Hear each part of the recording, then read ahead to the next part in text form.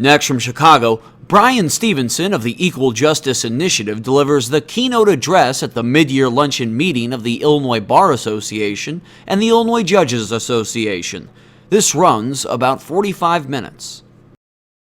Bryan works to reform the criminal justice system, and I suspect he's going to challenge us to think about why those reforms are crucial. He's received many important awards: MacArthur Fellowship Award, Ford Foundation Visionary Award, Roosevelt Freedom from Fear Award.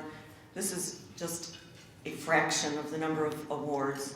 Tellingly, he's returned all the prize money to the coffers of the Equal Justice Initiative. You may have seen him on 60 Minutes or on Bill Moyers, watched him on TED Talks and a number of other media outlets. Now you have the remarkable opportunity to hear him in person. Ladies and gentlemen, I present Bryan Stevenson.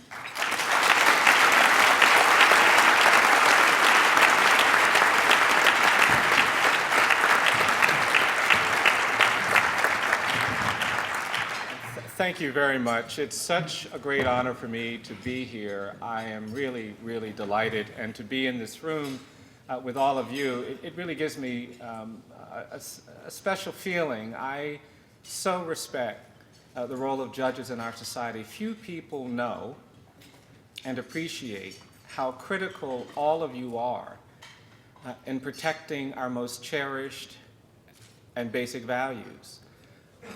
I mean, judges are the guardians of liberty in this country. You are the custodians of all the things that matter. And you're especially the custodians of the things that matter to people who have less power, the poor, the disfavored, the marginalized.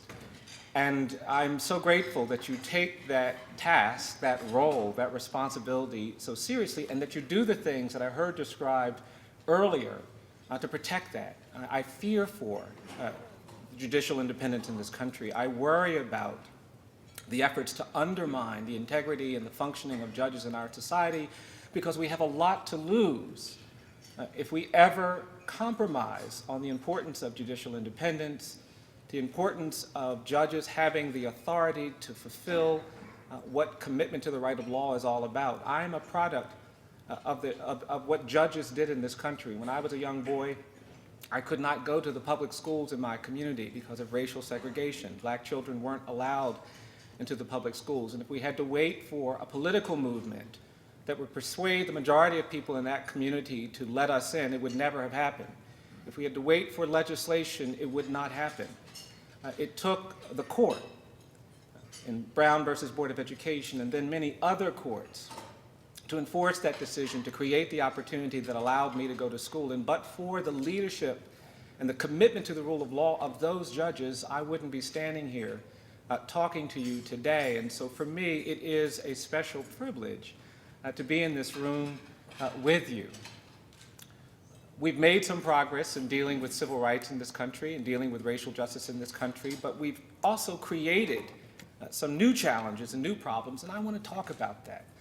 The United States today is a very different place than it was 40 years ago, in the early 1970s, when we think about criminal justice in America. In 1972, there were 300,000 people in jails and prisons. Today, there are 2.3 million.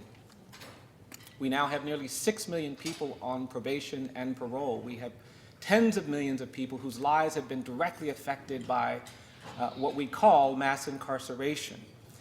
And the reason why I want to talk about that is because I think it has collateral consequences that most people don't appreciate, but because you are proximate to these realities, you get to see some of these things that other folks don't.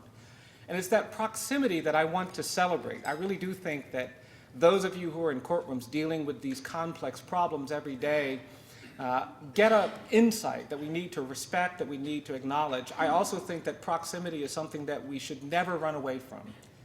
I'm glad that judges are going into schools talking to young kids. I'm glad that judges are spending time in communities where these issues manifest themselves, because when you get close to things, you understand truth, you understand reality in ways that you don't appreciate when you keep a distance.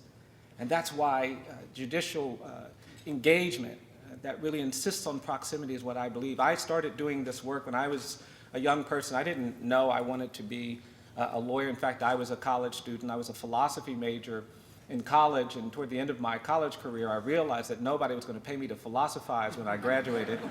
And I actually panicked. I thought, well, my God, what am I going to do? And I played baseball, signed a professional baseball contract. It lasted 10 days, and then I really panicked. And I thought, well, I'll do graduate work in history or graduate work in some social science. And then I realized, well, if you do graduate work in these areas, they actually expect you to know social science when you get to graduate school. And then somebody told me about law school, and I thought, that sounds perfect, because you can go to law school, you don't have to know anything when you show up.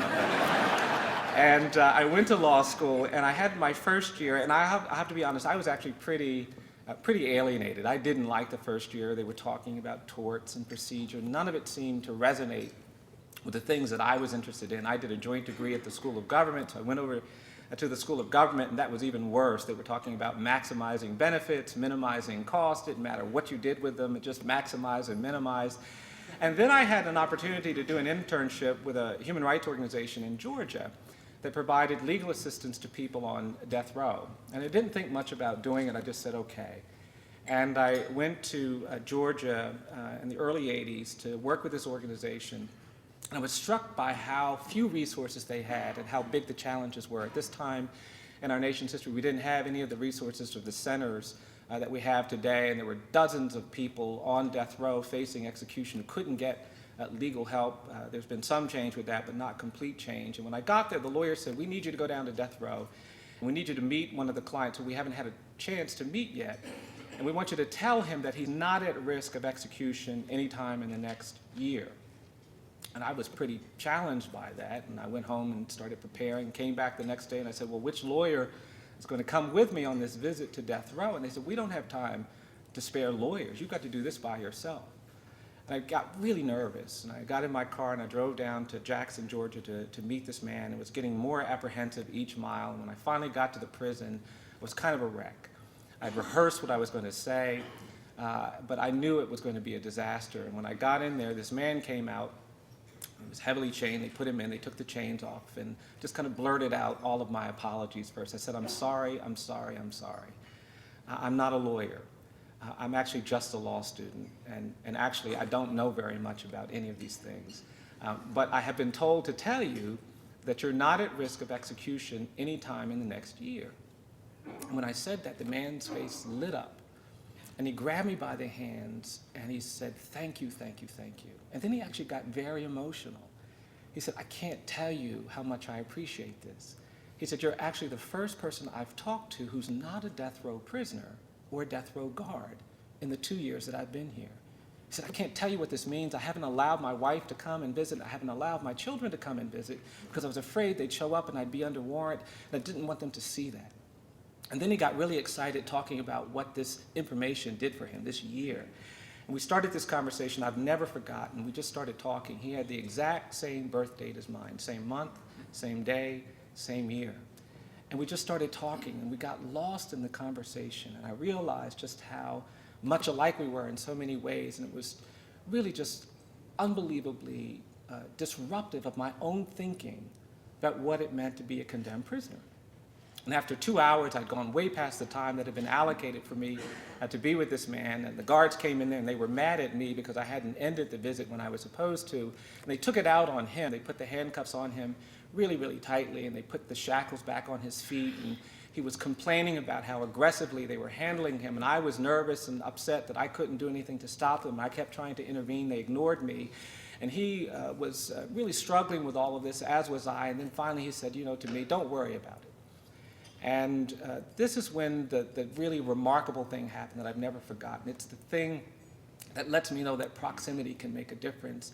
I was really upset. I felt like I had caused this problem. And then this man got up, and the guards were pushing him down the hall. And he looked at me and he said, don't worry about anything. I'm just so grateful that you came. And then he did something I never expected. He began to sing a hymn. And no matter what I thought I knew about people on death row, no matter what I thought I knew about people incarcerated, this isn't something that I expected. And as he was walking down the hall with these handcuffs on and these shackles around his feet, he was singing this hymn louder and louder and louder. And I never will forget it. It was this hymn I hadn't heard in a long time, and he was singing these words, and he was saying, I'm pressing on the upward way. New heights I'm gaining every day. Then he said, no better place than I have found. Then he was singing over and over again, Lord, plant my feet on higher ground. And when I sat down, I couldn't get these words out of my head. He was just singing over and over again, pressing on to higher ground. And when I left that prison, my narrative about what it means to be condemned had been changed by my proximity to this human being, this condemned human being. And I realized something about human potential and human behavior that I haven't been able to shake. And it's in that context that it became really, really easy for me to say, oh, I want to do this. I want to represent these folks. And of course, doing this kind of work isn't always wonderful. It's not always singing, and it's not always these kinds of outcomes, but there is something powerful and important that we have to understand about the human experience when we get proximate to people who are struggling, who are incarcerated, who are condemned. And judges, more than anyone, can and should appreciate this. The reason why we have created a society that incarcerates almost instinctively is because I believe our country has been corrupted by the politics of fear and anger. In any society, if you're going to abuse rights, you have to create an element of fear and you have to create an element of anger. In communities across the world, we've sometimes witnessed horrific atrocities. And if you had to deconstruct how it is that people could actually engage in genocide, how it is that people could engage in systematic torture, how it is that people could engage in some of the unbelievably destructive things we've done, you'd find at the core this component of fear and this component of anger. And we had a political crisis in the 1970s when we didn't quite know how to manage it, and so many of our politicians adopted this tactic. Well, we should be afraid of our young people. We should be afraid of drugs. We should be angry about criminality. And this rhetoric began to shape policies that turned our society into a society where now we are dealing with the legacy of those politics. The United States has the highest rate of incarceration in the world. We began a so-called war on drugs in the 1970s that has resulted in hundreds of thousands of people being incarcerated, many of them for the rest of their lives. We did some things around punishment that I believe weren't really rooted in how we think about human behavior, and what we mostly did was say, don't trust judges. Don't trust them. They're too proximate to the problem to actually hold on to the discretion that they've historically had. And we shifted to a regime where we said, we no longer want the judges making these decisions, we want mandatory sentencing. We want minimum mandatory sentencing for these kinds of offenses. We want these kinds of triggers, and this combination of the misguided war on drugs, the creation of mandatory sentencing, and this distrust of people who are proximate has created a new world in America, and it is a new world. 1 out of 3 young black men in this country between the ages of 20 and 29 is in jail, in prison, on probation, or parole. We have 10 states that permanently take away your right to vote as a result of a criminal conviction. My state of Alabama, today 35% of the black male population has permanently lost the right to vote. We're actually projecting in the next 10 years the level of disenfranchisement among African American men will be higher than it was in some communities at the time we passed the Voting Rights Act in the 1960s. And there is this appalling silence about what this has done. In 1996, the Congress passed the Welfare Reform Act, and it was really about welfare reform, but it had provisions in there about criminal justice. And what Congress authorized states to do is to actually exclude people, throw away people who have drug convictions from our basic benefits. And so there are many states that took that up, and now in this country, we've created a new caste of people.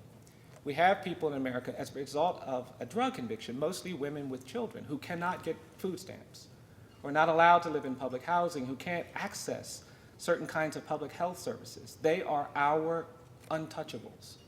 No matter what we see them going through, we cannot do anything about them. And it happened because we were allowing ourselves to be caught up in these politics of fear and anger. And so we are now facing some huge challenges. Huge challenges. I go into communities, and the despair that has been created by mass incarceration is what breaks my heart. I talk to the clients, the siblings of some of my clients, 13 and 14-year-old kids, and when you sit down and you talk with these kids and you actually have honest conversation, what they will tell you is that they know they're going to be dead or in prison by the time they're 21. And they're not saying that because of something they've seen on TV or something that they've heard. They say that because they see that happening in their community. Dying from gang warfare or drugs warfare, or effectively dying by being sent to prison. And they say to me, Mr. Stevenson, we've got to go out here and get ours while we can. We've created a presumption of guilt for many communities, poor communities, minority communities, where we're just waiting for the access point, the entry point. In many places, it's the schoolhouse. The Justice Department has just filed a suit in Mississippi for systematically sending children from schools into detention facilities that ultimately results in long-term incarceration. And this phenomena of the jailhouse to the prison house, schoolhouse to the jailhouse, has been concretized in many of our communities. Well, it's tragic, and it's made even more tragic by all of the problems that we're still trying to overcome. The problems of wealth. We have a tremendous justice system in this country. We have tremendous professionals trying to make it better every day, but we still have a justice system that is shaped by wealth. In the criminal justice context, as tragic as it is and as difficult as it is, we have a system in too many places that treats you better if you're rich and guilty than if you're poor and innocent. Wealth, not culpability, in too many places shapes outcomes. And even though we create fantastic defender services, which we haven't done everywhere, we have to fund them adequately, and getting those resources is a huge challenge. Getting resources for judges is a huge challenge. The consequence, however, is that we undermine reliability. We undermine fairness. My state, we don't have a public defender system. We have 200 people on death row, none of whom have a right to counsel for post-conviction proceedings. I have people literally dying for legal representation. And tragically, this phenomena doesn't get addressed because, of course, we're talking about the people we fear, the people we don't like, the people who are at the very, very bottom. And the problems of poverty just get worse. We now have more people living beneath the federal poverty level than at any point in the last 50 years. Nearly 50 million people in this country living below the federal poverty level. It's a huge challenge, an enormous challenge. And tragically, these challenges have all of the collateral consequences that courts then have to deal with. I talk about poverty a lot because I think most people in this country don't really understand what it means to be truly poor. We tend to think that it's just this material condition, this material state.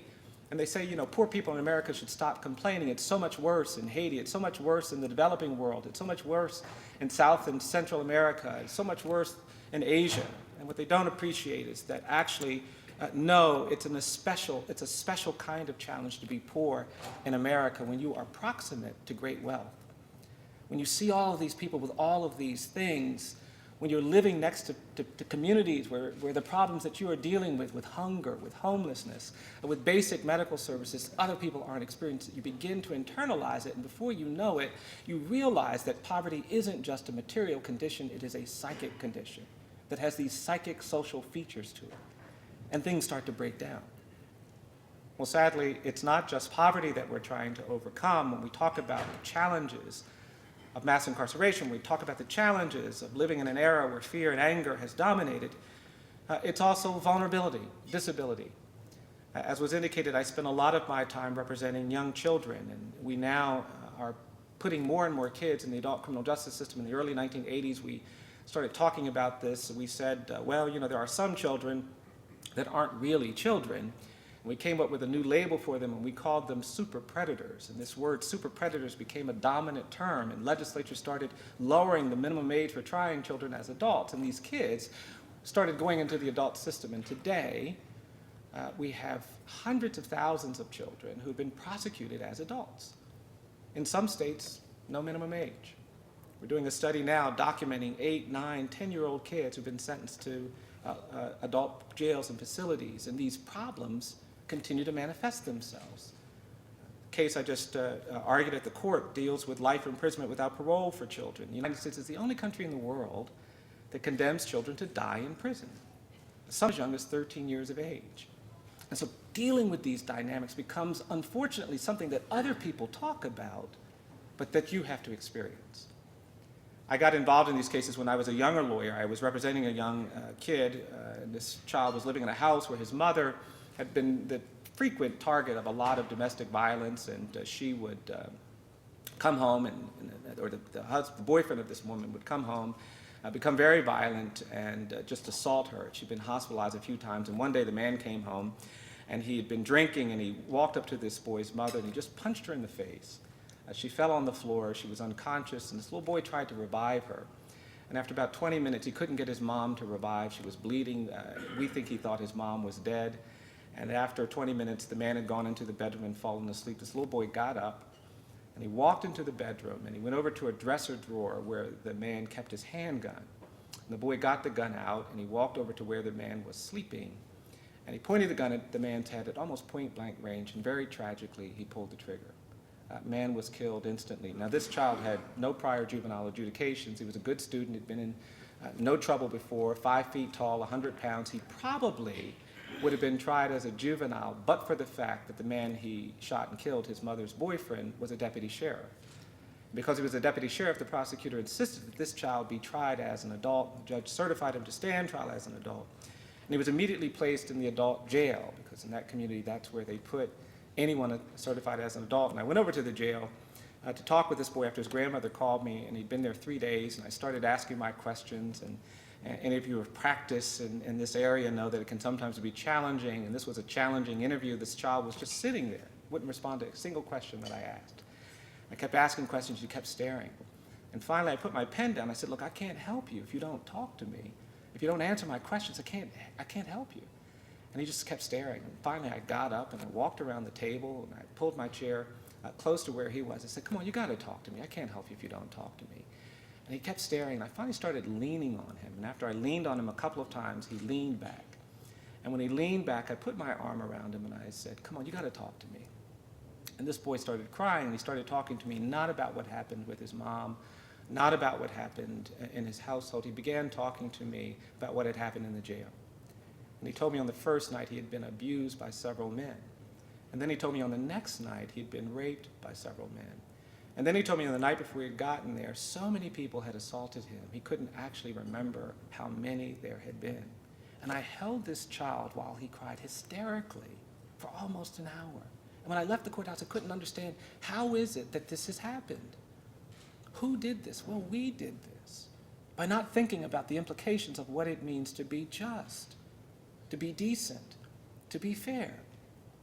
And so we see these challenges manifesting themselves all the time, and it's not just disability, it's not just youth, mental illness. Part of that big increase in the prison population is because we haven't figured out how to help people with mental illness and disability. And we don't want to provide them with the resources they need to cope with these problems, and so we put them in jail, in prison. But it's not just these things. It's not just poverty, it's not just vulnerability, it's not just disability, it's also race. We have a continuing challenge in this country in confronting our history of racial inequality. And we're making progress, but we still have so much to do. There are a lot of people now who are talking about these institutional relationships that many communities of color have had with our justice system. And I've started talking about it as well, and I talk a lot about slavery. We've got a new project at EJI that talks about racial history.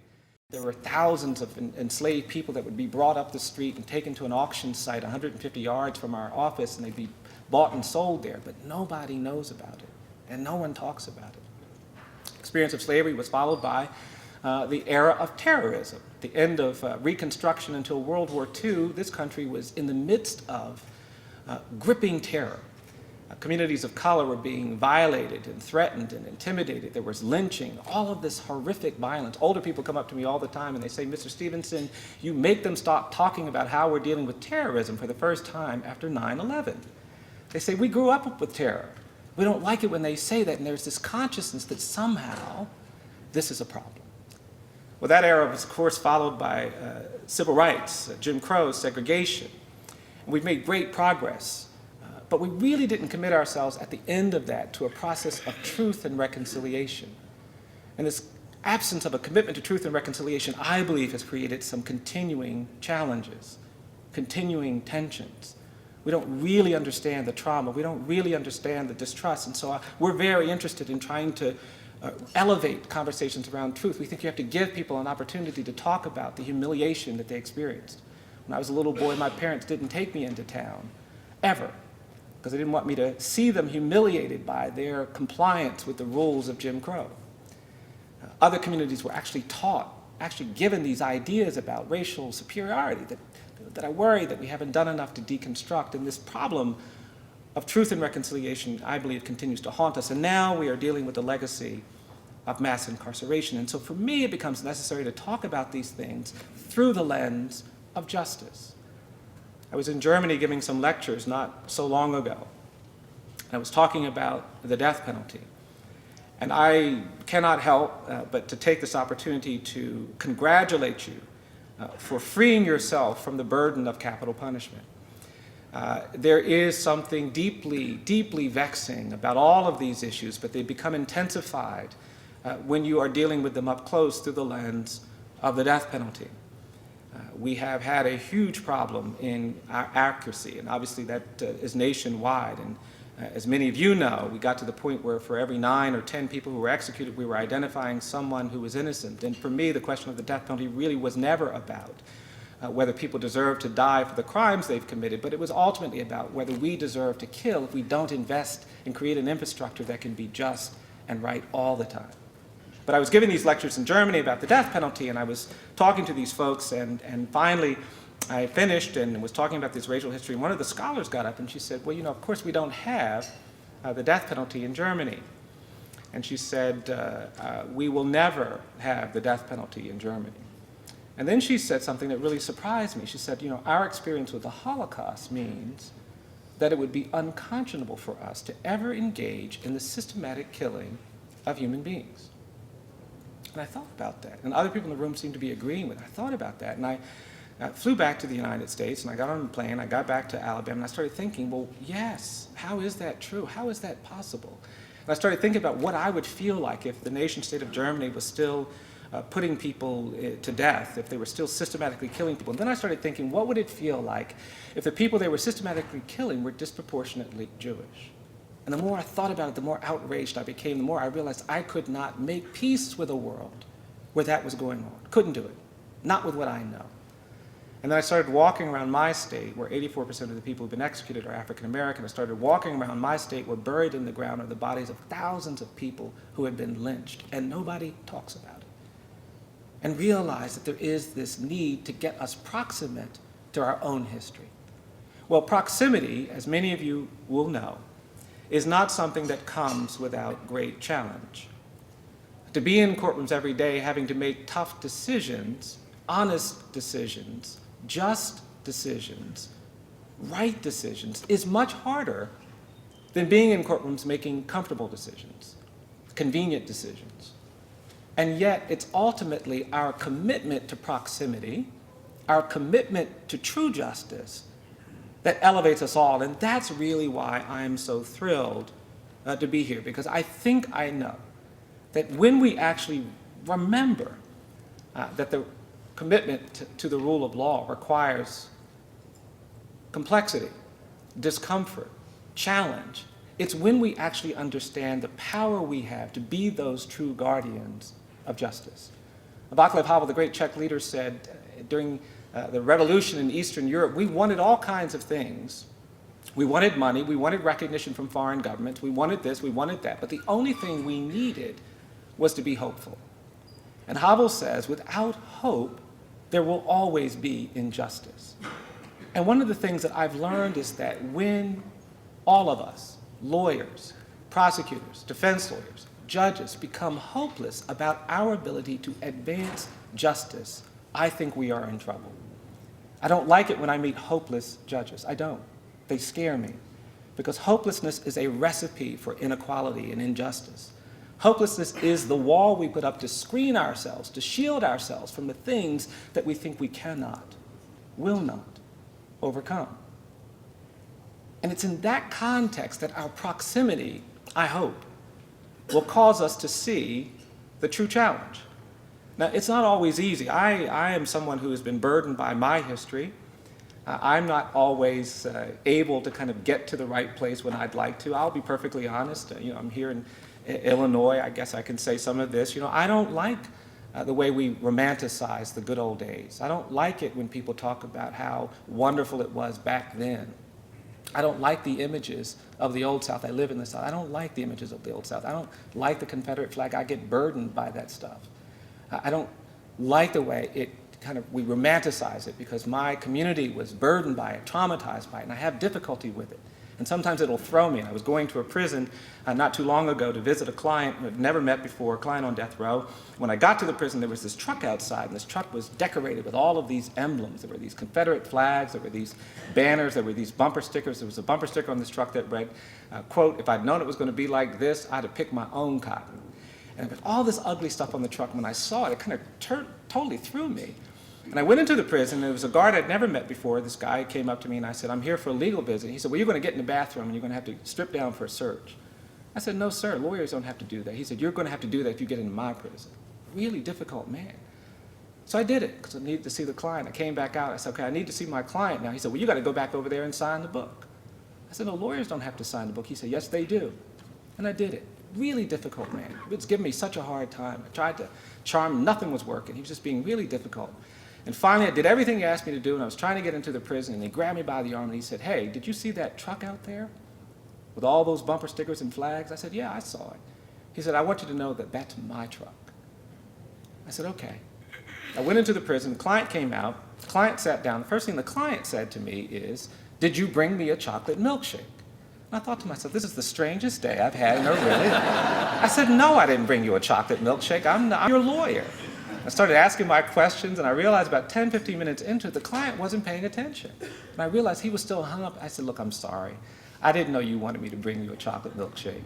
The next time I come, if they let me bring you a chocolate milkshake, I will bring you a chocolate milkshake." Then he smiled, he lit up. He was a very disabled person. And that's the way I had to start every interview with this client, by explaining to him I tried to bring him a chocolate milkshake, but they wouldn't let me, but I did try. And we were getting ready for a case to take to court. He had been convicted, and there had been very little mitigation work done, and in fact, nothing had been presented. And we had done a life history. I felt pretty good about the case. We had some really good experts who were going to testify, and came time to go to court. We went to court, and we put on our case. It went in really well. He had a horrific background, had been in foster care, had been actually abandoned by his foster care parents when he was 10. They actually took him out in the woods, tied him to a tree, and left him there. And hunters found him several days later, almost dead, and then he got put back into the system. He was drug addicted by 13, psychotic by 16, homeless and on the streets by 18, and committed a tragic crime at 20. And we put all of this evidence on, and when I got to the court, though, I was nervous because the guard who had been so difficult was the person who had brought him from death row. And I was worried about him, but he seemed fine. And we put on our evidence. We were there 3 days. And about 2 weeks later, I went back to the prison to see this client.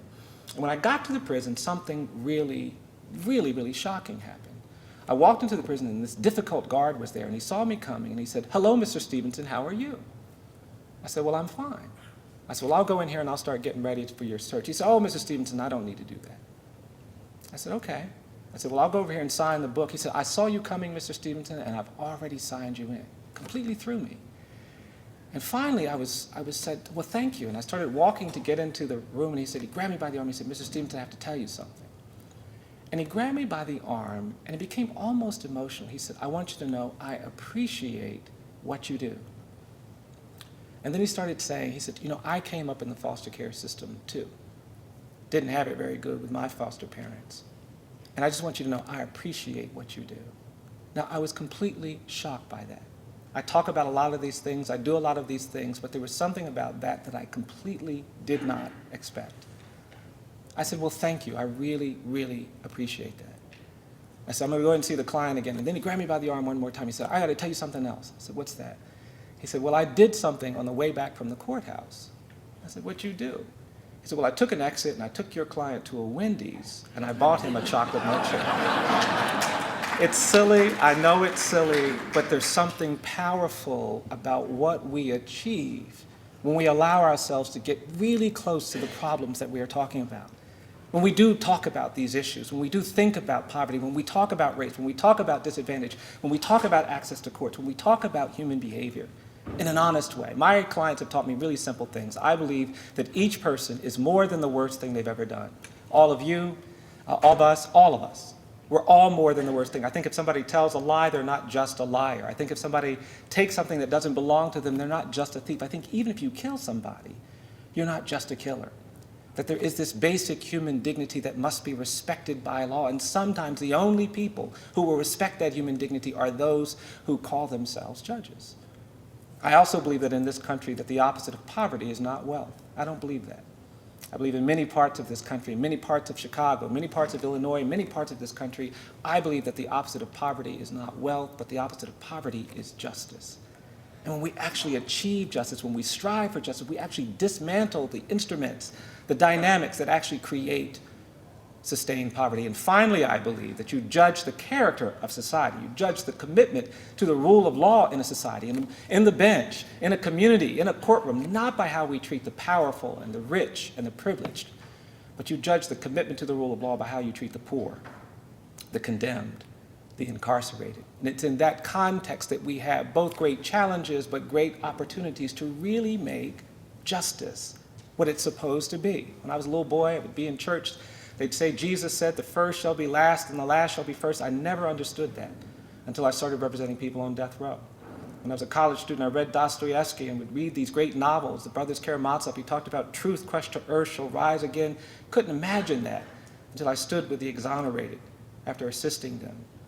And I'd hear these speeches that Dr. King gave, and he'd say the moral arc of the universe is long, but it bends toward justice. Didn't get it until I started working with people in jails and prisons. We are, in my view, privileged to do what we do, but we are challenged as we do it. I'll end with this. Sometimes when you do these things, it can be a little overwhelming.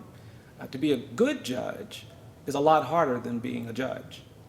To be a great judge is even harder than that. Being a just judge, being an honest, these are hard things.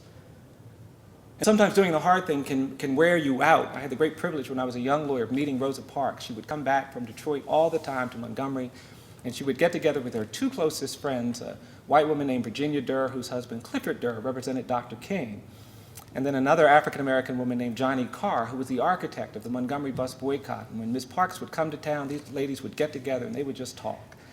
And Ms. Carr would call me sometimes and she'd say, Bryan, Ms. Parks is coming to town, and we're going to get together and talk. Do you want to come over and listen? And I'd say, yes, ma'am, I do. And then she'd always say, now tell me what the word listen means, Bryan. I'd have to explain to her that I knew. And I would go over there and I would listen to these women talk. It would be so exciting. It would be so energizing. I would just be so enthralled by everything they were saying. They were always so hopeful. They were always talking about what they were going to do, not what they did, but what they were going to do. And one day I was over there and they'd been talking for a good long while, and Ms. Parks turned to me and she said, now, Bryan, tell me what the Equal Justice Initiative is. Tell me what you're trying to do.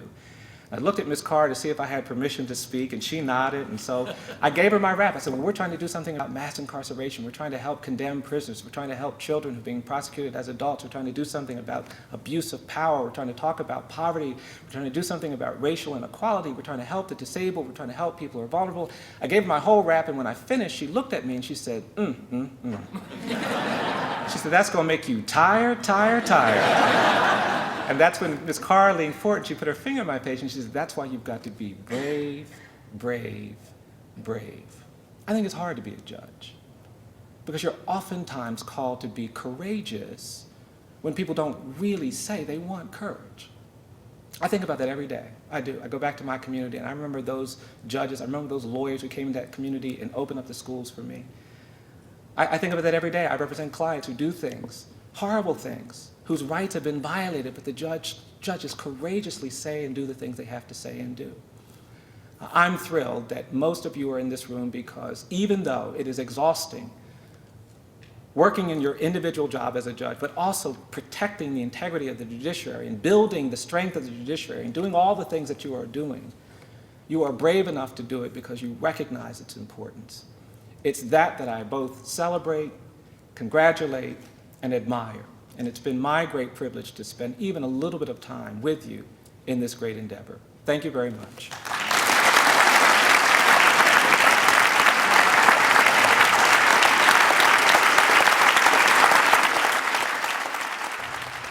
You're watching the Illinois Channel, an independent nonprofit corporation formed to provide gavel-to-gavel coverage of Illinois state government and other public affairs events taking place across Illinois.